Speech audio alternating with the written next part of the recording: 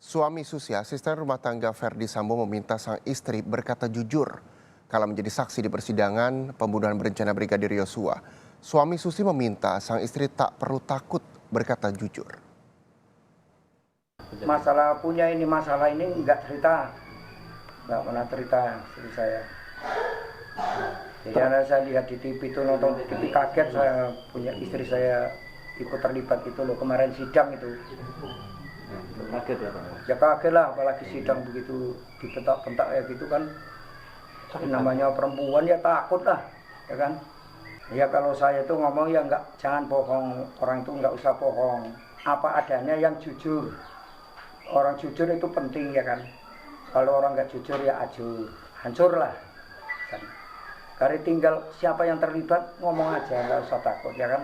Kan ada hukum, ya kan kayak gitu.